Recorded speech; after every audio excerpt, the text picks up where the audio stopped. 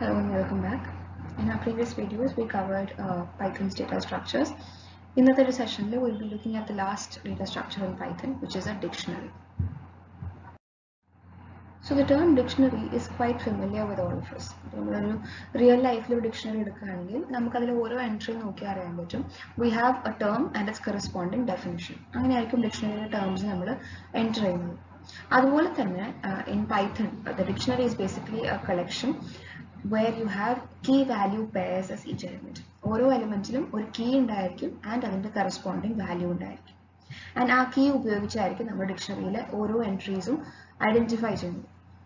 So if you look at the definition, a dictionary is a collection which is unordered, changeable and indexed. Unordered in the sense നമുക്കൊരു order ഉണ്ടാവണമെന്നില്ല and it is editable and you have indexes to identify elements. Now in this case, instead of using a number as index, we'll be using the keys of the dictionary as indexes.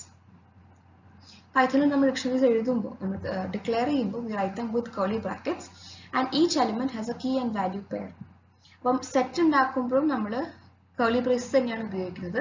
But the difference is that in sets single elements ആയിരിക്കും collectionൽ ഉണ്ടായിരിക്കുക and in a dictionary you have key value pairs.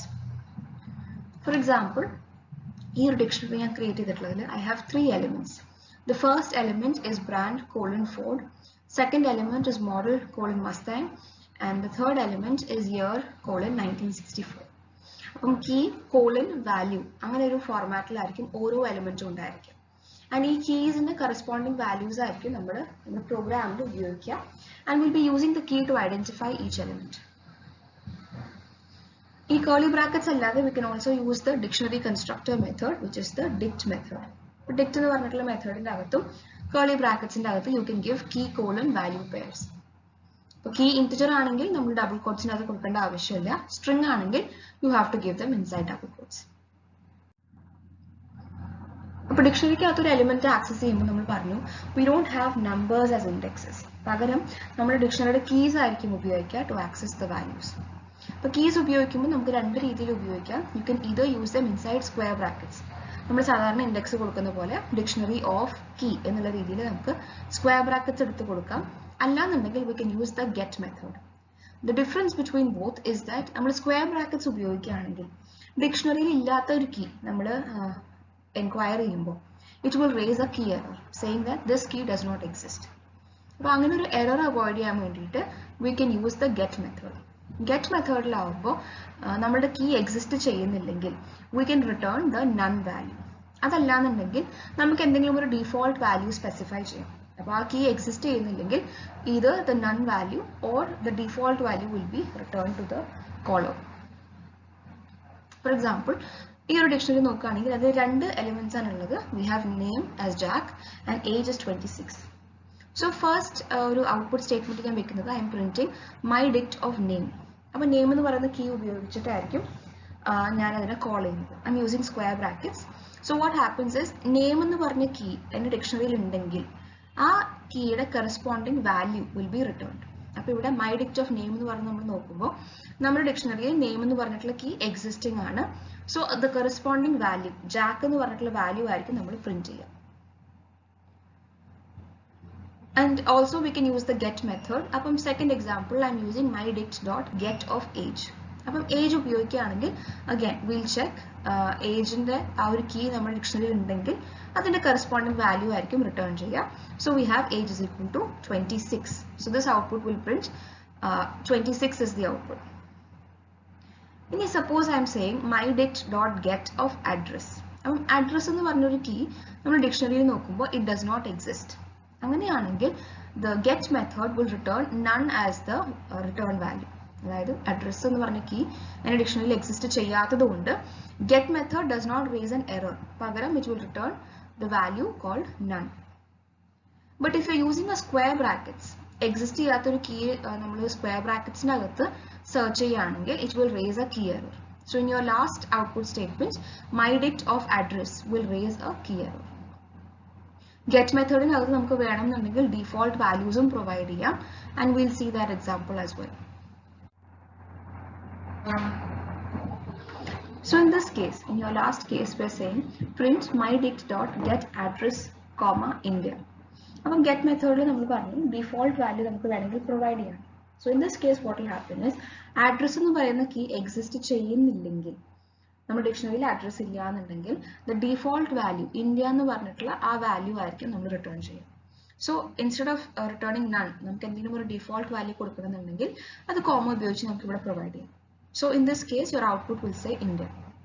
ഡിക്ഷണറിയിൽ address എന്ന് പറയുന്ന key ഉണ്ടെങ്കിൽ അതിന്റെ corresponding value ആയിരിക്കും അവർ return ചെയ്യുക. To access elements you also have other built-in methods. The first one being keys. അതായത് നമ്മുടെ ഡിക്ഷണറിയിലെ എല്ലാ കീസ് മാത്രം എനിക്ക് ലിസ്റ്റ് ചെയ്യണമെന്നുണ്ടെങ്കിൽ അത് I can use the key method to achieve.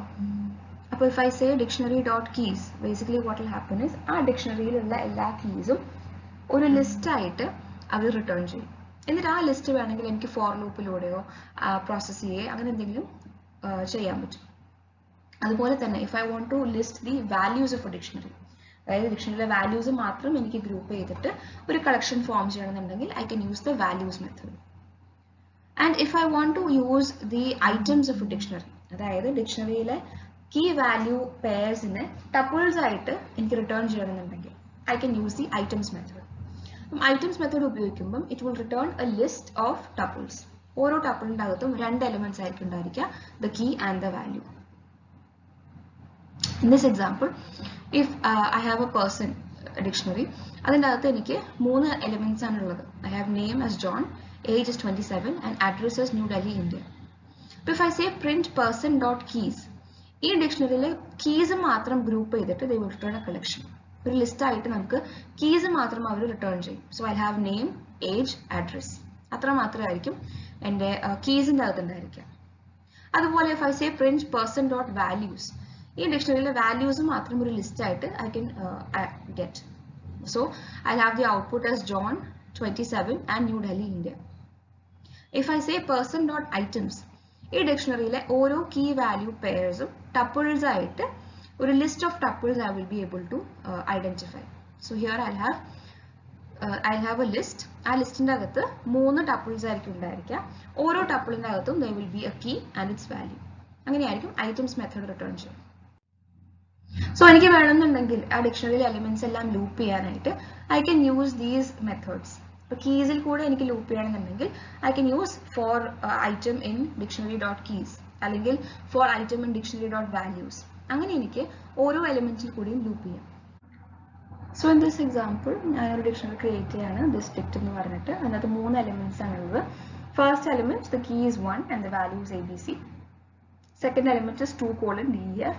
The third element is 3:XYZ. അപ്പോൾ ഈ ഒരു ഡിക്ഷണറിയിലെ വാല്യൂസ് കൂടെ എനിക്ക് ലൂപ്പ് ചെയ്യണമെന്നുണ്ടെങ്കിൽ I B using this for loop for X in this dict dot values. Values എന്ന് പറഞ്ഞ മെത്തേഡ് നമ്മൾ പറഞ്ഞു, it returns the list of its values. അതായത് ABC, DEF, XYZ ഈ 3 എലിമെന്റ്സ് ഒരു ലിസ്റ്റ് ആയിട്ടായിരിക്കും റിട്ടേൺ ചെയ്യുക. എന്നിട്ട് ഫോർ ലൂപ്പിന്റെ അകത്ത് ഞാൻ ആ ലിസ്റ്റിൽ കൂടി ആയിരിക്കും ഐട്രേറ്റ് ചെയ്യുന്നത്. സോ ആ ലൂപ്പ് റൺ ചെയ്യുമ്പോൾ വാട്ട് വിൽ ഹാപ്പൻ, ഏറ്റവും ആദ്യം എക്സിന്റെ വാല്യൂ ABC എന്നായിരിക്കും. So I B printing the output as ABC. അതുപോലെ second time when the loop runs I'll be printing DEF and the third time it will print XYZ. ഇനി നമുക്ക് ഇന്റെ ഡിക്ഷണറിയിലെ കീസിന്റെ ഉള്ളിൽ കൂടെ ലൂപ്പ് ചെയ്യണമെന്നുണ്ടെങ്കിൽ I will be using for x in this dict dot keys. അപ്പോൾ keys എന്ന് പറയുമ്പോൾ I will return a list 1 2 3 എന്ന് പറഞ്ഞിട്ടുള്ള ഒരു സീക്വൻസ് ആയിരിക്കും ഞാൻ റിട്ടേൺ ചെയ്യുക. അപ്പോൾ ഈ ഫോർ ലൂപ്പ് റൺ ചെയ്യുമ്പോൾ ഫസ്റ്റ് ടൈം എക്സിന്റെ വാല്യൂ 1 ആയിരിക്കും, I B printing 1. Second time ലൂപ്പിന്റെ അകത്ത് റൺ ചെയ്യുമ്പോൾ value of X will be 2, so I B printing 2. And മൂന്നാമത്തെ വട്ടം എക്സിന്റെ വാല്യൂ 3 എന്നായിരിക്കും, സോ ഈ ഔട്ട്പുട്ട് വിൽ സേ 3. ഇനി നമുക്ക് ഐറ്റംസിൽ കൂടെ ഐട്രേറ്റ് ചെയ്യണമെന്നുണ്ടെങ്കിൽ, അതായത് നമുക്ക് കീ വാല്യൂ പെയർസ് ആയിട്ടാണ് ഐറ്റംസ് എന്ന് പറഞ്ഞ മെത്തേഡ് റിട്ടേൺ ചെയ്യുന്നത്, അതിൽ കൂടെ എനിക്ക് ഐട്രേറ്റ് ചെയ്യണമെന്നുണ്ടെങ്കിൽ I have A special condition. കാരണം ഐറ്റംസ് എന്ന് പറഞ്ഞ മെത്തേഡ് നമ്മൾ പറഞ്ഞു ലിസ്റ്റാണ് റിട്ടേൺ ചെയ്യുന്നത്. ആ ലിസ്റ്റിന്റെ അകത്ത് ഓരോ എലിമെന്റും ഒരു ടപ്പിൾ ആയിരിക്കും. ആ ടപ്പിളിന്റെ അകത്ത് 2 എലിമെന്റ്സ് ആയിരിക്കും ഉണ്ടായിരിക്കുക, will have the key and the value. അപ്പോൾ ഐറ്റംസ് എന്ന് പറയുകയാണെങ്കിൽ നമ്മൾ ദിസ് dict dot items കൊടുക്കുകയാണെങ്കിൽ the first element of your list will be 1, ABC. അപ്പോൾ അതിൻ്റെ അകത്ത് 2 എലിമെന്റ്സ് ആണ് വരുന്നത് in the first list element. Okay, അങ്ങനെയാണെങ്കിൽ ഈ 2 എലിമെന്റ്സിനെയും ഐട്രേറ്റ് ചെയ്യാനായിട്ട് എനിക്ക് എൻ്റെ ഫോർ ലൂപ്പിൽ 2 വേരിയബിൾസ് വെക്കേണ്ടി വരും. അപ്പം കീ സ്റ്റോർ ചെയ്യാനായിട്ട് ഒരു വേരിയബിളും വാല്യൂ സ്റ്റോർ ചെയ്യാനായിട്ട് ഒരു വേരിയബിളും വെക്കേണ്ടി വരും. അപ്പോൾ ഈ എക്സാമ്പിൾ നിങ്ങൾ നോക്കുകയാണെങ്കിൽ I've written for x, y in this dict dot items. This dictated items എന്ന് പറയുമ്പോൾ നമ്മൾ കിട്ടുന്ന ഒരു വാല്യൂ എന്ന് പറയുന്നത് is A list of 1, ABC, പിന്നെ 2, DEF, പിന്നെ 3, XYZ. അപ്പോൾ അതുകൊണ്ട് ഈ രണ്ട് വാല്യൂസിനെയും സ്റ്റോർ ചെയ്യാനായിട്ട് I have 2 variables in my for loop X and Y. അപ്പം ലിസ്റ്റിലെ അല്ലെങ്കിൽ ഡിക്ഷണറിയിലെ ആദ്യത്തെ എലിമെന്റിന്റെ key will go to X and ആദ്യത്തെ എലിമെന്റിന്റെ value will go to Y. അപ്പോൾ എൻ്റെ ഫോർ ലൂപ്പ് റൺ ചെയ്യുമ്പോൾ ഫസ്റ്റ് ടൈം എക്സിന്റെ വാല്യൂ 1 ആയിരിക്കും, വൈയുടെ വാല്യൂ ABC ആയിരിക്കും. So the output will say key is 1, value is ABC. രണ്ടാമത്തെ വട്ടം എൻ്റെ ഫോർ ലൂപ്പ് റൺ ചെയ്യുമ്പോൾ എക്സിന്റെ വാല്യൂ വിൽ ബി 2, വൈന്റെ value will be DEF. So then I print key is 2 and value is DEF. മൂന്നാമത്തെ വട്ടം run ചെയ്യുമ്പോൾ ലിസ്റ്റിലെ തേർഡ് എലിമെന്റ് ഇസ് 3, XYZ. അപ്പോൾ 3 will be assign to X and XYZ will be assign to Y. So മൂന്നാമത്തെ വട്ടം എൻ്റെ loop run ചെയ്യുമ്പോൾ the output will say key is 3 and value is XYZ. നമ്മൾ ഐറ്റംസ് എന്ന് പറഞ്ഞിട്ടുള്ള മെത്തേഡ് ഉപയോഗിച്ചിട്ടാണ് ലൂപ്പ് ചെയ്യണമെന്നുണ്ടെങ്കിൽ നമ്മുടെ ലൂപ്പിന്റെ അകത്ത് we need to have 2 variables, 1 for the key and 1 for the value.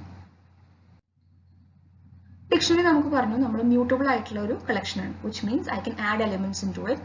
നമുക്ക് വേണമെങ്കിൽ എലിമെന്റ്സിനെ റിമൂവ് ചെയ്യാം, എക്സിസ്റ്റിംഗ് ആയിട്ടുള്ള എലിമെന്റ്സിനെ എഡിറ്റ് ചെയ്യാം. ഇത്രയും നമുക്ക് ഓപ്പറേഷൻസ് പോസിബിൾ ആണ്.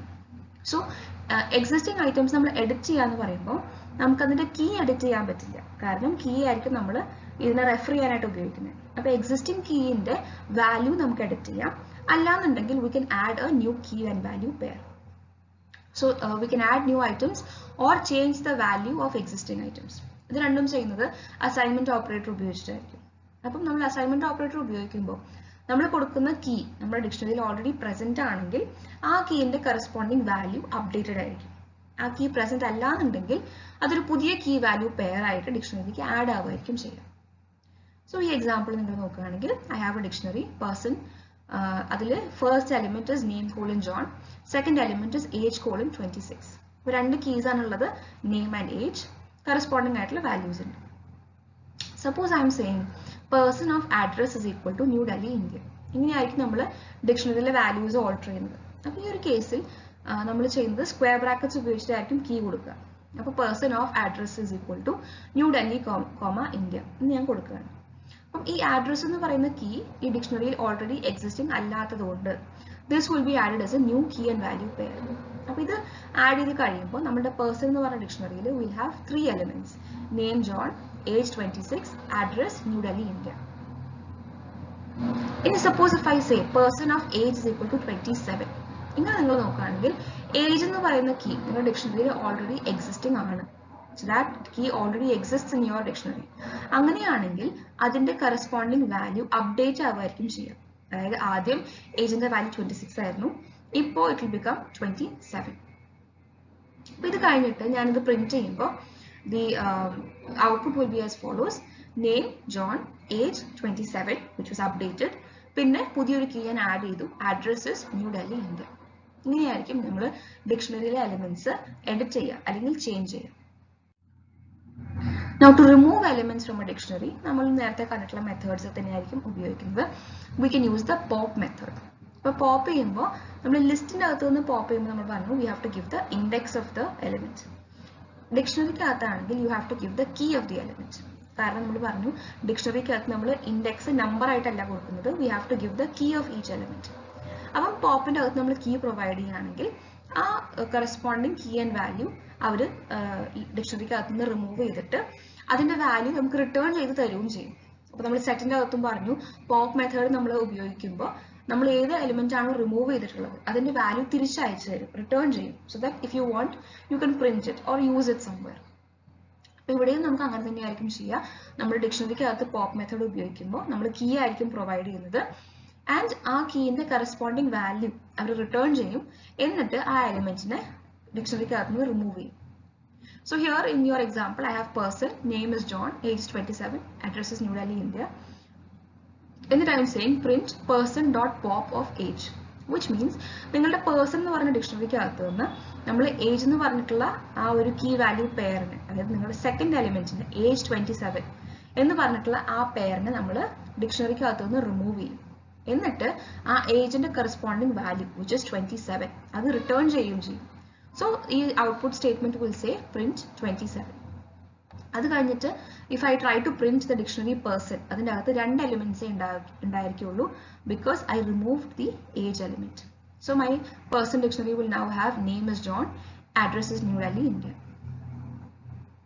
ഇനി നമുക്ക് ക്ലിയർ മെത്തേഡ് നമുക്ക് ഓൾറെഡി ഫെമിലിയർ ആണ്. നമ്മുടെ ഡിക്ഷണറിയിലെ എല്ലാ എലിമെന്റ്സും റിമൂവ് ചെയ്യണമെന്നുണ്ടെങ്കിൽ I can use the clear method. അപ്പം the element will still exist, അതായത് ഡിക്ഷണറി അപ്പോഴും മെമ്മറിയിൽ ഉണ്ടായിരിക്കും, but it will have no elements, it will be an empty dictionary. Delete keyword ഉപയോഗിക്കുകയാണെങ്കിൽ നമ്മൾ ആ ഫുൾ ഡിക്ഷണറി തന്നെയായിരിക്കും റിമൂവ് ചെയ്യുക. വിതൗട്ട് കീവേഡ്സ് കൊടുക്കുകയാണെങ്കിൽ നമ്മൾ ഫുൾ ഡിക്ഷണറിനെ റിമൂവ് ചെയ്യും. അല്ലാന്നുണ്ടെങ്കിൽ നമുക്ക് ആ പെർട്ടിക്കുലർ ഐറ്റം റിമൂവ് ചെയ്യാം. അത് കീ പ്രൊവൈഡ് ചെയ്തിട്ട് നമുക്ക് ഐറ്റമും റിമൂവ് ചെയ്യാനുള്ള ഓപ്ഷൻ ഉണ്ട്, just like in A list. അപ്പം പേഴ്സൺ എന്ന് പറയുന്ന ഡിക്ഷണറി അഗൈൻ നമ്മൾ പറയാണ് delete person of address, which means address എന്ന് പറയുന്ന ആ ഒരു element, in this case address New Delhi India, ആ ഒരു എലിമെന്റ് ആയിരിക്കും അവർ റിമൂവ് ചെയ്യുക. എന്നിട്ട് പ്രിന്റ് ചെയ്യുമ്പോൾ your person dictionary will have name is John, age is 27. ഇനി if I say delete person all together, അങ്ങനെയാണെങ്കിൽ ഈ ഡിക്ഷണറി തന്നെ ഞാൻ ഡിലീറ്റ് ചെയ്യാണ്, വിച്ച് മീൻസ് അത് കഴിഞ്ഞിട്ട് ഞാൻ പേഴ്സൺ പ്രിന്റ് ചെയ്യാൻ നോക്കുകയാണെങ്കിൽ it will raise a name error because the element does not exist. ആ വേരിയബിൾ മെമ്മറിയിൽ തന്നെ ഉണ്ടായിരിക്കില്ല, അതുകൊണ്ട് it will raise an error. ഇനിയായിരിക്കും നമ്മൾ ഡിക്ഷണറീസ് മാനിപ്പുലേറ്റ് ചെയ്യുക. Thank you for listening.